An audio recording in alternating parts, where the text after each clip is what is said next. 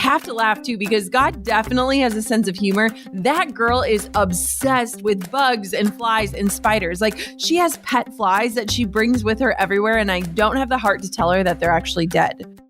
Hey, my name is Jenna Kutcher, and I am obsessed with all things business, marketing, numbers, and helping you to navigate both the messy and the magical seasons of this thing called life. I'm a small-town mama who took a $300 camera, grew a successful photo biz, and now I work from home and run a 7-figure online business. I teach you the tried and true secrets to building a career you adore. Shy away from the real talk? No way. Money, hardship, growth, loss, and marketing are all topics we discuss here. Think of this as your one-stop shop for happy hour with a gal pal mixed with business school. Pull up a seat, make sure you're cozy, and get ready to be challenged and encouraged while you learn. This is the Goal Digger Podcast.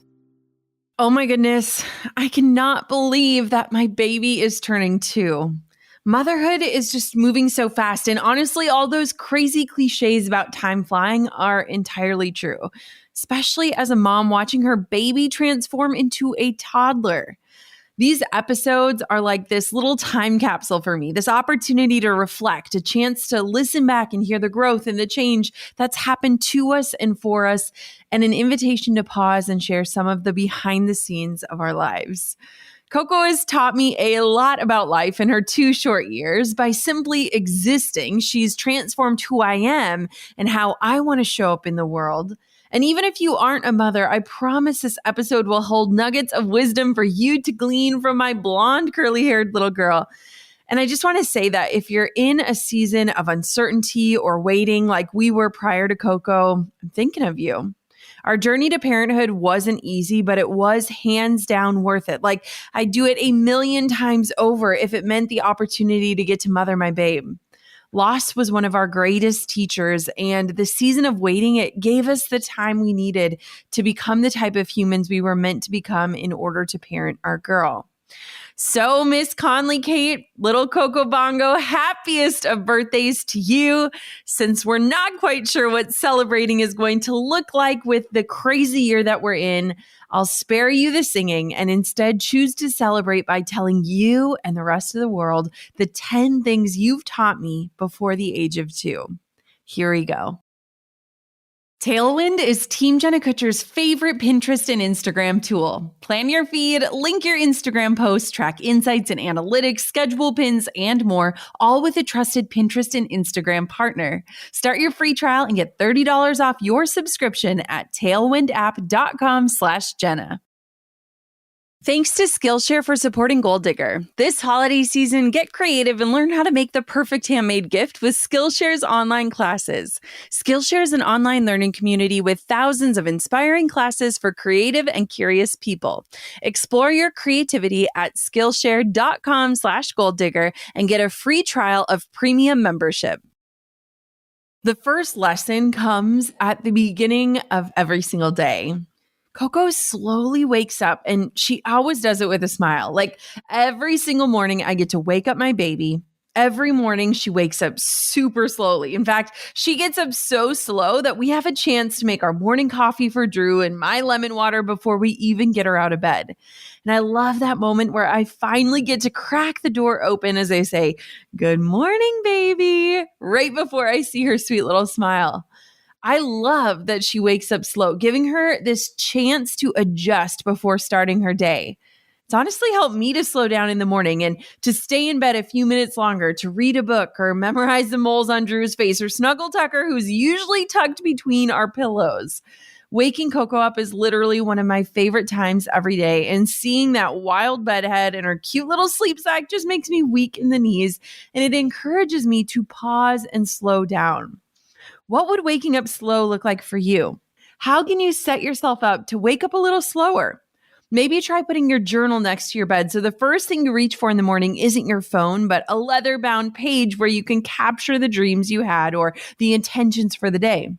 Maybe you could set your alarm for bedtime, not just wake-up time, so you're giving yourself the best chance at a full, restful night of sleep and a slow, intentional morning. Does it mean working with your kiddos on what it means for them to wake up slowly so that you can too? Even if you allow yourself just 5 extra moments between the sheets, claim that time for yourself each day, just like my girl Coco does. Number 2, never stop being in awe. Watching her experience new things, whether it's a hike up Pincushion Mountain or a pine cone on her driveway, I love seeing her sense of wonder.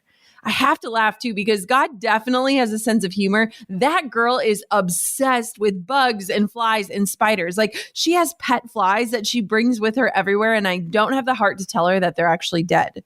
The amount of bug books we own is laughable, but I love how consistently curious she is and how she's so unafraid of other creations. She's just constantly in awe, and it reminds me to just slow down and look at how incredible the world is. One of the hidden blessings of 2020 was that we got to spend the majority of the year up at the lake house, which meant ample time outside exploring. Every day felt like an adventure when we approached the world through Coco's eyes. I think that's one thing you just can't understand until you're a parent, is just the joy that comes in imagining what your child is seeing and experiencing and feeling. And it really makes you stop and look at everything differently, whether it's blowing a dandelion or watching a butterfly fly away or holding a woolly caterpillar. There's so much joy found in these little things that we stop being curious about as we become an adult. Number 3 is don't give up. One of the craziest things about the difference a year makes is the fact that your kid goes from this crawling, drooling, cute little blob into a chatterbug toddler who understands every word you say and can run circles around you. Watching her learn things like how to walk was so inspiring to me.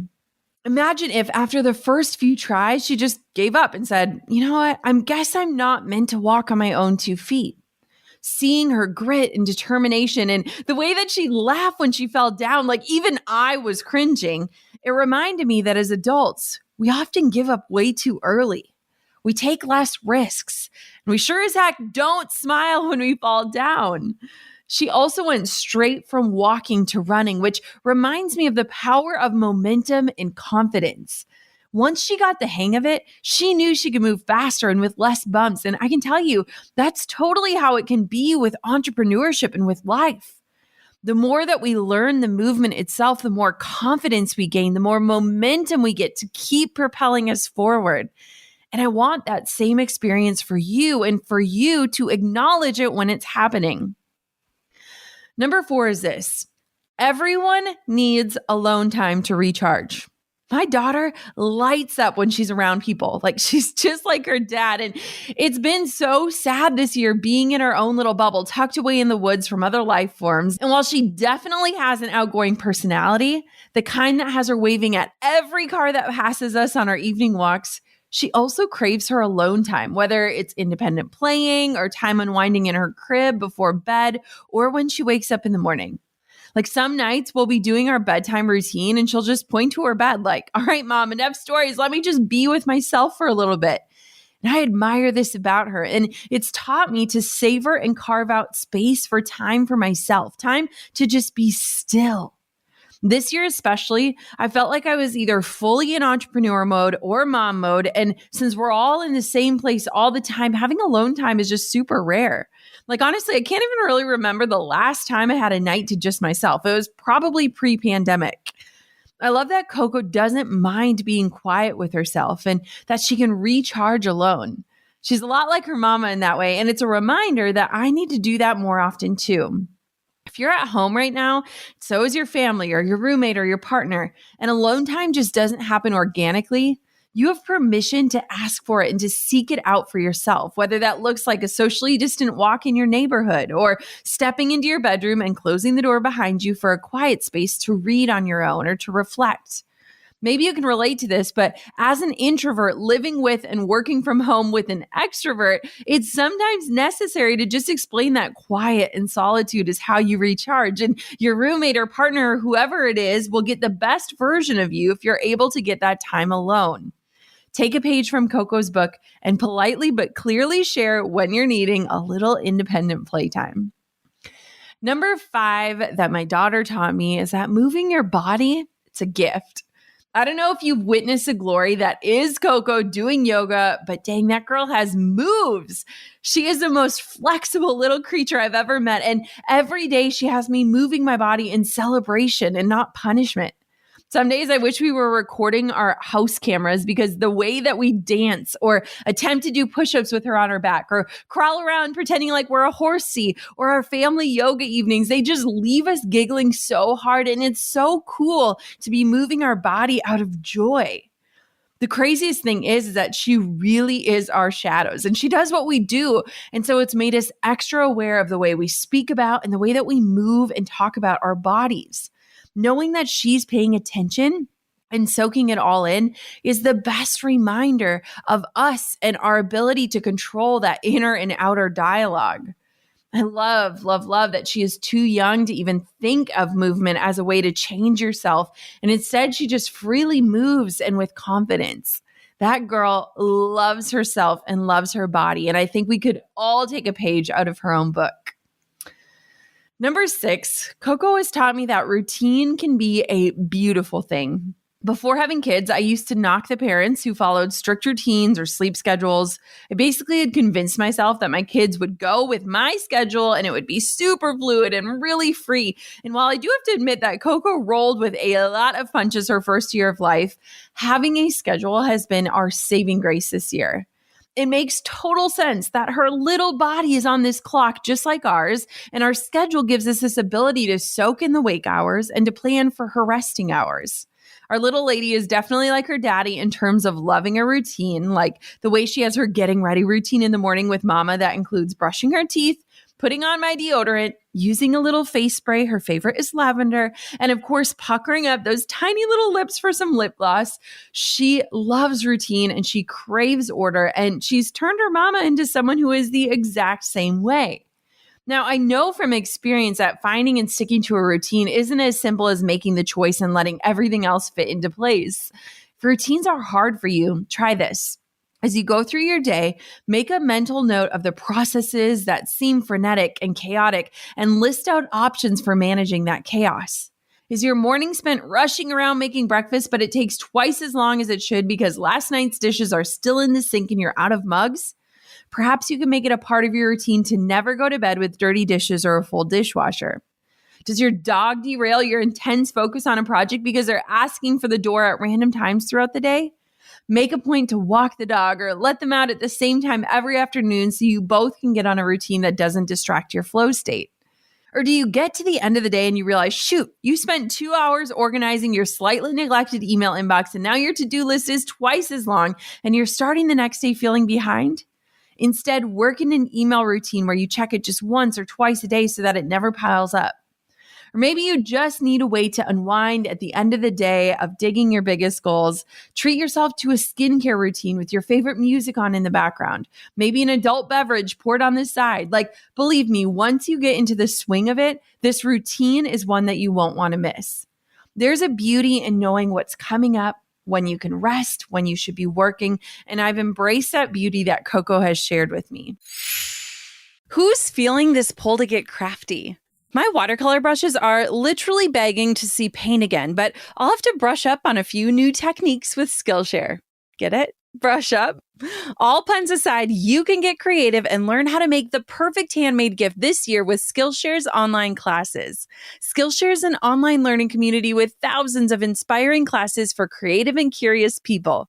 Explore new skills, deepen existing passions, and get lost in creativity. I'm very excited to take some me time and take the modern watercolor techniques class on Skillshare. When I spend so much time getting creative with words and digital graphics, it's truly therapeutic to pick up my brushes, hit play on a Skillshare class, and paint the day away. Whether you want to learn a new creative skill as a hobby or you're ready to improve your writing, photography, design, productivity, animation, video skills, and more, there's a Skillshare class for that.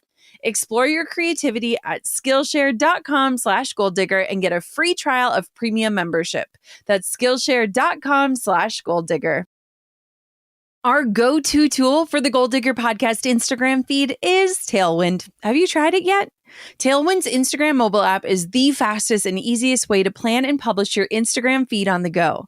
But Tailwind for Instagram, it's more than just a scheduler. It's the only Instagram smart assistant complete with features that help take the guesswork out of growing your brand. The hashtag finder intelligently suggests the perfect mix of hashtags to grow your reach, and Smart Schedule automatically suggests the best times to post. Tailwind's mobile app lets you plan, schedule, and auto-post your Instagram content in one place, which is a total time saver, because who likes the tedious process of hopping from app to app just to get one post up? Tailwind's Instagram planning app provides all you need to plan, schedule, and auto-post for your best Instagram feed. You can preview what your grid will look like, schedule carousel posts, schedule stories, pick the best hashtags, and dig into insights to see what's working. Get started with a free trial plus $30 off your subscription when you sign up at tailwindapp.com/Jenna. That's tailwindapp.com/Jenna. Number 7. You are capable of learning new things. Earlier this year, we had started to talk about potty training Coco and timing around when that would take place. Going into 2020, we had initially planned to have her do a few half days each week at a Montessori school in town, but decided to pull her out when everything was going on with COVID. And I remember when we had toured that school, they talked about how they start the, quote, toilet learning process as young as 18 months. To me, it sounded crazy, but they sent us home with this book on their process. And so around 18 months, we started sharing more about potty training. We ordered her potty, we read her the books, and we let her attend many field trips with us into the bathroom. When she was around 19 months, she had this little diaper rash, which kids get. And so we decided we're going to just let her run around the house naked. And thus, we unexpectedly dove into the world of potty training. Honestly, that experience in and of itself taught me so many lessons as a mom, like how to celebrate the small stuff, how to not fret when you mess up, how to be patient, and definitely how much Lysol is needed in the potty training process. It took us about 10 days of pure diligence, but she got it. I'm talking 10 days of constantly watching and learning, looking for cues and signals, celebrating, sitting in the bathroom, singing songs. It took more focus than most things I've accomplished in this life, and it brought its own unique and interesting challenges, like taking her potty on the road with us and using it at a rest stop, or peeing in the woods when we decided to go on hikes. But it was so exciting to watch her learn and celebrate and accept what her new normal was. So what about you? What new thing are you ready to learn? How can you channel the energy of a toddler who just learned to run and take your first new confident steps in the new year? Pop that journal back open. Write down the first thing that comes to mind. Is it cross-stitching? French braiding your own hair? Taking a photo in manual mode on your camera, doing a headstand? Please make a little promise to yourself that you will take a step into something new for you, that you will prioritize it, make it a focus in 2021. Writing it down just makes it more real. So don't forget to scribble it down somewhere where you know you'll see it.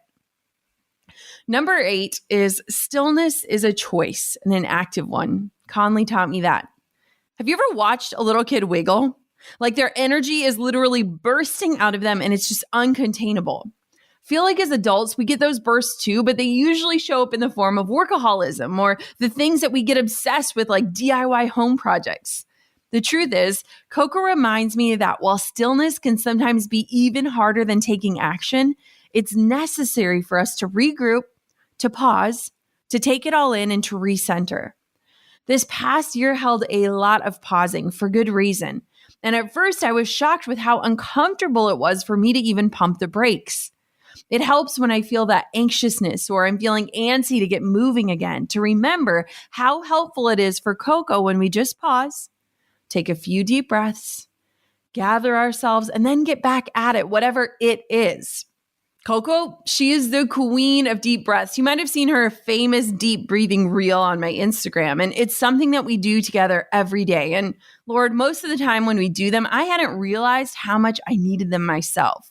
While rest sometimes feels unnatural and pausing takes a lot of restraint, it's important to know that stillness is, in fact, a choice. It's not being complacent, but it's a way for us to refocus and recenter. And my daughter reminds me of that every day. Number 9, we are always growing. One thing I'm in awe of, but I've never really paused to ponder until I became a mom, was that we are constantly growing and changing and evolving and learning. I was just reading a book called Beach Read recently, and I highlighted this line about parenthood. In this story, the father is writing letters to his daughter, and he says, "Sometimes being a parent feels like being a kid who someone has mistakenly handed another kid. Good luck," this unwise stranger cries before turning his back on you forever. We will always make mistakes, I'm afraid. I hope they will get smaller and smaller as we get bigger and bigger. Older, really. We're rather done growing. Getting to watch a kid grow and transform and to see the difference even a month makes in their life helps remind me that we're still growing, even when there isn't visible evidence of it. I look at time in an entirely new way and see how we as adults are evolving, being stretched, challenged, curious, and how all of that adds up to us becoming this new version of ourselves at every stage of our lives. Number 10, your definition of success will change, and it should. Coco undeniably changed the way that I look at success and the ruler I measure my life up to. Not only did she enter it and immediately soften me, the journey to get to her taught me so many powerful lessons that still, to this day, have me savoring the fact that I get to actually hold her in my arms.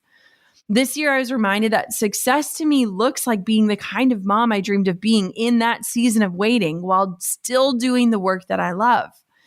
While integrating work and life and motherhood, especially during a pandemic, is not easy, it's been the most transformative experience for me. I know that I am so privileged that I get to work from home and that my daughter gets to spend her days with her daddy. And this year reminded us of the many ways that we are blessed and living that life that was once on our vision boards. I always use this sentence that my business coach, Dean, taught me. It starts with, "I know I'm being successful when," to check in with myself and to make sure that my life, the one that I'm living today, is reflecting the way that I prioritize and define success. And so for 2020, it looked like, I know I'm being successful when I get to wake my daughter up every single day and be present with her in the mornings. I know I'm being successful when I get to have a slow breakfast without any distractions and with tons of giggles. I know I'm being successful when I finish my workday and have the energy to play with building blocks or read 10 books or sing all the songs before dinner time. I know I'm being successful when I feel energized, both as an entrepreneur and as a mother. I know I'm being successful when I prioritize my health. I know I'm being successful when I don't miss a single chance to sing my baby to sleep. This year was an interesting one, for sure. Instead of traveling like we're prone to do, we stayed put, firmly planted on the Minnesota soil. And in so many ways, that was a blessing in disguise. We explored our own backyards, discovered new hobbies like hiking and biking, took on little projects to make the lake house feel more like home, and spent every single day with our sweet little lady watching her learn and grow and transform. Coco, I am so proud to be your mama. I love your spirit, the way that you have mastered the side-eye paired with your mischievous laugh. I love your passion for vacuuming and your fascination with bugs and the way you are obsessed with Tucker. I love your obsession with books, the way you sing with me before I put you to bed. I love your sloppy kisses and your desire for lip balm. I love when I catch us listening to your music, singing along long after you've been asleep. I love your messy bedhead, your love for cleanliness, your desire for order, and the way you draw on the steamy shower glass. I love looking at our lives, seeing the evidence of you in every corner, from your toys to your tiny little shoes to the remnants of your yogurt left over on the kitchen rug.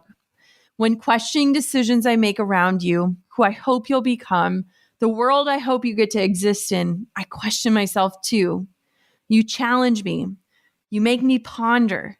You allow me to seek better answers. You encourage me, and your love for me reminds me that at the end of the day, we just need each other and our health, and the rest we can always figure out together. You help me fall in love with myself through the way that you are unashamed of every inch of who you are, and that leaves me in awe. When I look at you, I see love, and it's reflected back at me. You are my greatest joy. You are my why, and I am so grateful to be celebrating another year as your mom. Happy birthday, baby girl. I love you more than anything in the entire world. You are my sunshine, my only sunshine. You make me happy when skies are gray.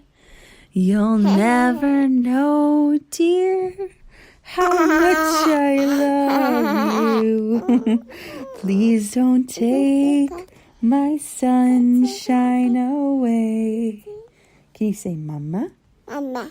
Can you say mama? Mama. Will you sing with mama? Okay, ready? Sing, baby, sing. La, la, la, la, la. Sing, baby, sing. La, la, la, la, la. Sing, baby, sing. La, la, la, la, la. Sing, baby, sing. La, la, la, la, la. If all the raindrops were lemon drops and gumdrops, so what a rain that would be. I'd stand outside with my mouth open wide, singing ah, ah, ah, ah, ah, ah, ah, ah, ah. If all the raindrops were lemon drops and gumdrops, so what a rain that would be.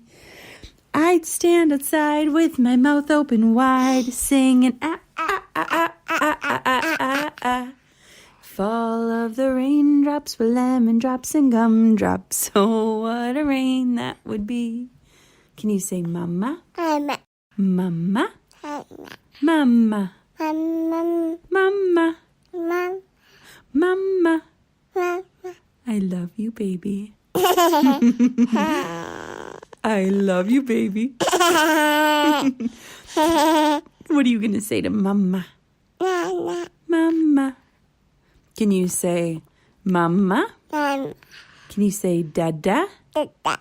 Can you say nana? Anna. Can you say papa? Papa. Can you say Tucker? Tucker, tucker, tucker, tucker, tucker, tucker. You're a funny girl.